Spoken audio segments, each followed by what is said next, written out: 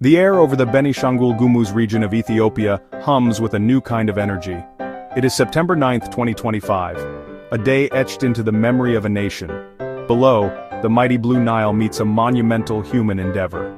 Here, nestled within the Guba Valley, a colossal structure of concrete and steel stands as a testament to a nation's ambition. This is the Grand Ethiopian Renaissance Dam.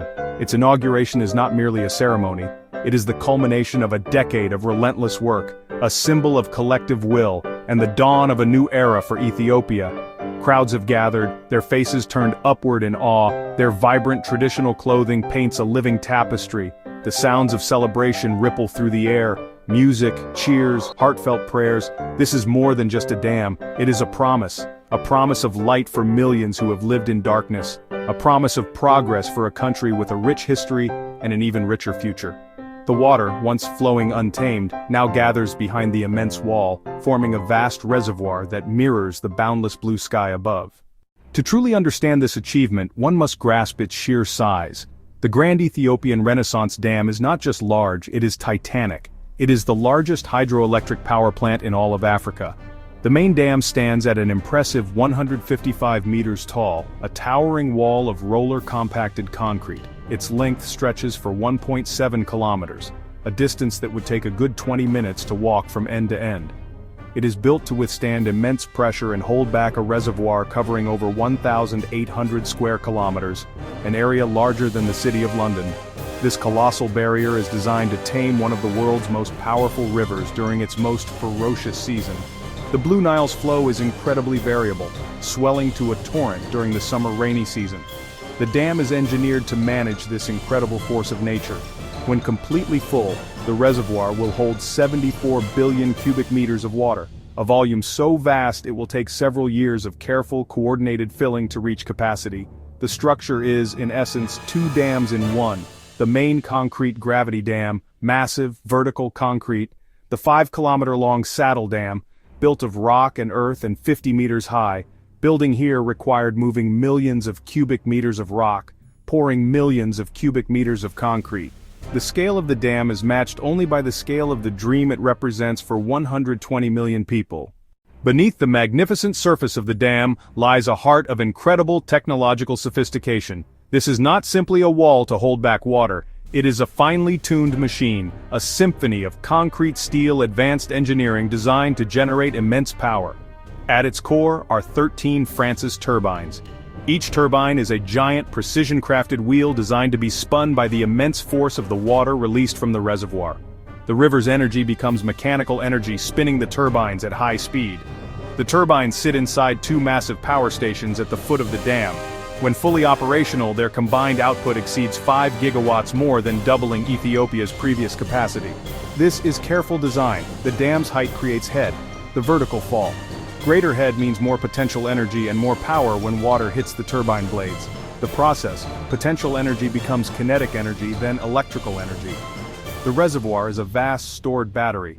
Intake gates open and water rushes through enormous steel penstocks, gathering speed and force. It is directed onto the curved blades of the Francis turbines, causing them to rotate. These lines carry clean, renewable energy to cities, from reservoir to turbines to transmission lines, a testament to human ingenuity. The Grand Ethiopian Renaissance Dam is far more than an engineering project. It is the centerpiece of a national identity, a source of immense pride. For decades, Ethiopians have looked upon the Blue Nile, their river, as it flowed north, its immense potential for their own country untapped. The dam changes that narrative completely. It is a powerful statement of ownership and self-determination. This pride is rooted in the very funding of the dam. The GERD is a unique story of domestic financing. The government called on citizens at home and in the diaspora to contribute, and they answered with passion. Civil servants donated a month's salary, business people bought bonds. Ordinary citizens gave what they could. This collective effort fostered an unparalleled sense of ownership. The dam belongs to the people of Ethiopia. It has become a unifying force across diverse ethnicities and cultures. It provided a common goal, a shared dream beyond regional and political divides. The name itself, the Grand Ethiopian Renaissance Dam, was chosen deliberately. It evokes a rebirth, a revival of historic greatness, and a move toward a modern, prosperous future. For Ethiopia's youth, the dam is a symbol of possibility that will change their nation's destiny for generations to come. The most immediate and transformative impact of the dam will be the arrival of light. Today, a staggering number of Ethiopians, perhaps more than half the population, live without access to reliable electricity. Their days are dictated by the rising and setting of the sun. Their nights are spent in darkness, or by the faint smoky light of kerosene lamps. The GERD promises to change this reality forever. The enormous amount of electricity it generates will be fed into the national grid, extending its reach to millions of homes, schools, and health clinics for the first time. This is a change that will echo through every facet of society. For a child, it means being able to study after sunset, opening up a world of knowledge and opportunity. For a small business owner, it means the ability to use powered equipment, to refrigerate goods, and to stay open longer, fostering economic growth from the ground up. For a rural health clinic, it means having reliable power for lights, for life-saving medical equipment, and for storing vaccines, dramatically improving healthcare outcomes for the most vulnerable populations. Electricity is the engine of modern life, and the dam is the key to starting that engine across Ethiopia. The economic implications are immense. The dam will power a burgeoning industrial sector, making Ethiopia a more attractive destination for manufacturing and investment. Furthermore, the GERD is designed to produce a surplus of electricity. This allows Ethiopia to export power to its neighbors, creating a new and significant source of foreign revenue for the country. It positions Ethiopia not just as self-sufficient, but as a renewable energy hub for the entire Horn of Africa. It is the single largest poverty reduction project in Ethiopia's history, a monumental step towards a more equitable and prosperous society. A river knows no borders. The Nile, the longest river in the world, is a lifeline for many nations. The Blue Nile originates in Ethiopia's highlands. It's the Nile's most important tributary. It contributes up to 85% of the flow in the rainy season. That fact sits at the heart of tensions over the dam. Egypt, called the gift of the Nile, depended on the river for millennia. Any change to the flow worries Cairo deeply. From Egypt's view, the dam is a potential existential threat. They fear that during the years it takes to fill the reservoir, and in how the flow is managed afterward, the water reaching Egypt could fall dramatically. That could devastate Egyptian agriculture. It could strain drinking water supplies. It could cripple the economy. Egypt cites historic colonial-era treaties as its claim. Ethiopia was not party to those treaties and does not accept them. Sudan sits between Ethiopia and Egypt and faces a complex choice. On one hand, the GERD offers benefits. It could regulate the Blue Nile and prevent catastrophic floods in Sudan. It could supply Sudan with cheap, clean electricity. On the other hand, Sudan shares safety and downstream impact concerns. The dispute has led to years of fraught negotiations. Talks are often mediated by the African Union, the United States, and other international bodies. Those talks have repeatedly stalled. The main sticking points: how fast Ethiopia will fill the reservoir, and the legal framework for operating the dam in drought. Ethiopia asserts its sovereign right to develop resources. Egypt and Sudan demand a legally binding agreement to guarantee water security. Finding a path that respects all three is the great diplomatic challenge of the Nile Basin. To truly understand the dam, one must listen to the people who built it and the citizens who have waited for it. Meet Abibi, an engineer who has worked on the site for 8 years. His face is weathered by the sun, but his eyes shine with pride. "This is more than a job," he says. "I left my family in Addis to come here. We worked in the heat, we worked in the rain, we poured our sweat and our hearts into this concrete. We were not just building a dam, we were building a new Ethiopia for our children. When I look at it now, I know every sacrifice was worth it." His sentiment is echoed by thousands of Ethiopian workers who toiled on this remote frontier. They came from all corners of the country, speaking different languages, coming from different backgrounds, united by a common purpose. They lived in vast worker camps, forming a new community forged in labor and shared ambition. They cleared land, they crushed rock, they poured concrete, they welded steel. Their hands have physically shaped this monument. For them, the dam is a personal legacy. Away from the site, in a small village, Fatima shares her hopes. She runs a small shop selling food and household goods. "We close when the sun goes down. We hear the dam will bring power to our village. Imagine, we could have a refrigerator to keep drinks cold."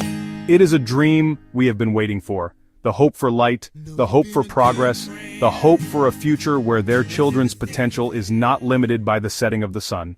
The ripples from the Grand Ethiopian Renaissance Dam extend far beyond the Nile Basin, drawing in global powers and international organizations.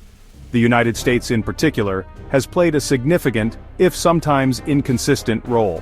At times, Washington has attempted to act as an honest broker, hosting talks between delegations Ethiopia, Egypt, Sudan, to help them find common ground. However, this diplomatic dance has been complex. The previous U.S. administration was seen as taking a position that heavily favored Egypt, at one point even suggesting that Egypt might blow up that dam. This approach created significant friction with Ethiopia and undermined the U.S. credibility as a neutral mediator. More recently, American diplomacy has shifted back towards a more balanced approach, emphasizing the importance of a solution led by the African Union and encouraging the three nations to return to the negotiating table in good faith, with renewed support for a peaceful, negotiated outcome. Other international players are also watching closely. The European Union has offered technical and financial support for the negotiation process. The United Nations has repeatedly called for a peaceful resolution in accordance with international law. The African Union has taken a leading role, framing the GERD dispute as an African problem that requires an African solution. This try-in-Africa approach is a point of pride for the continent, an assertion of its ability to resolve its own challenges without external imposition. Today, as the turbines of the Grand Ethiopian Renaissance Dam begin their powerful spin, they do more than just generate electricity. They set in motion a current of hope that flows through the heart of Ethiopia. This is a moment of profound national achievement, a symbol of what a determined people can accomplish. The light from this dam will reach into the darkest corners of the country, igniting opportunities, fostering education, improving the health and well-being of millions. It marks the beginning of a true Ethiopian Renaissance, powered by the nation's greatest natural resource. The journey, however, is not over. The challenges that remain are significant. The river that gives Ethiopia this newfound power is the same river that sustains life for its neighbors. The path forward requires more than just engineering and electricity. It requires wisdom, empathy, a spirit of cooperation. The Nile is a shared heritage, a resource that can be a source of conflict or a catalyst for collective prosperity. The great task now is to ensure the management of this great dam becomes a model of collaboration, not a point of contention. There is reason for optimism. The benefits of regional cooperation are immense. By working together, the nations of the Nile Basin can harness the river's full potential, creating a network of shared energy and water security that lifts the entire region. The dam does not have to be a zero-sum game. It can be a source of mutual benefit, strengthening the bonds between these ancient lands. The current of tomorrow flows from this place. It carries the dreams of 120 million Ethiopians and the hopes of a continent. It is a current of change, progress, and renewal. The Grand Ethiopian Renaissance Dam is more than concrete, more than steel. It is a monument to the future, and its story has only just begun.